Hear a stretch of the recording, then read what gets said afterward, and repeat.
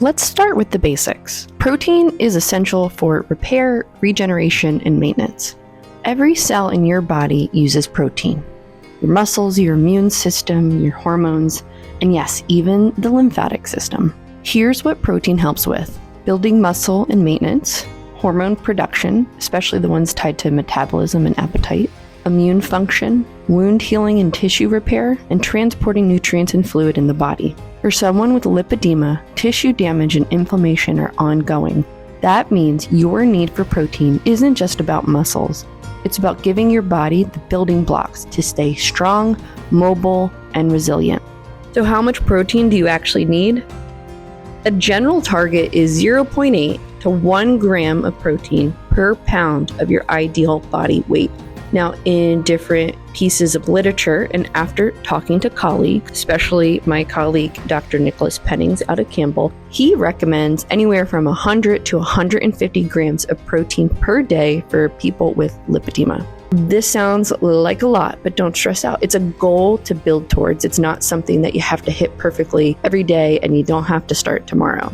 Now, what I usually like to have my patients do is take 3 to 5 days of what you average as part of your macros. Macros are proteins, fats, and carbs, and see how many grams of proteins you average over those few days. Now, if you average about 40, I don't expect you to go from 40 to 100 by next week, but let's build a plan so that way this week we can figure out how to get you from 40 grams of protein to 50. Once you are good with that, then we can build up to 60 and then 70. And then next thing you know, we'll figure out a way how to hit that 100 gram protein per day goal.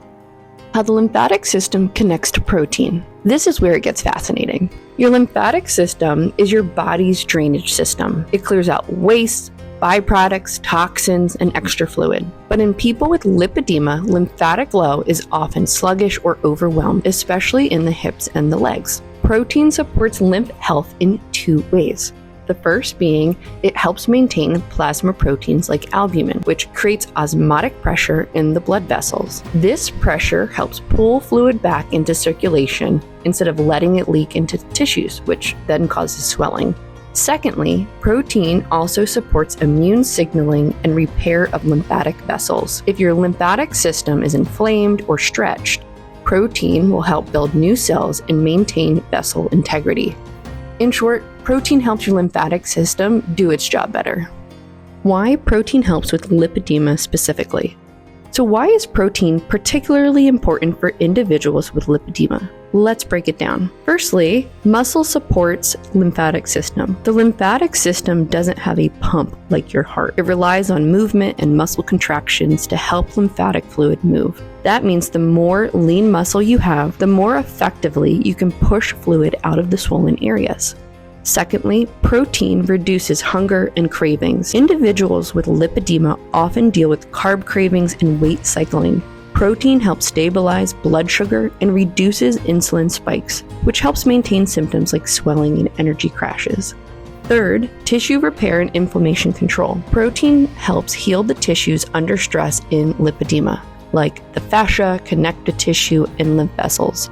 It also supports the immune system, which is key for lowering the chronic low-grade inflammation in your body. And lastly, prevents sarcopenia, muscle loss. As we age, we naturally lose muscle, but if you have lipedema, losing muscle makes swelling and mobility worse. More protein equals more preserved strength, especially when paired with gentle strength or resistance work.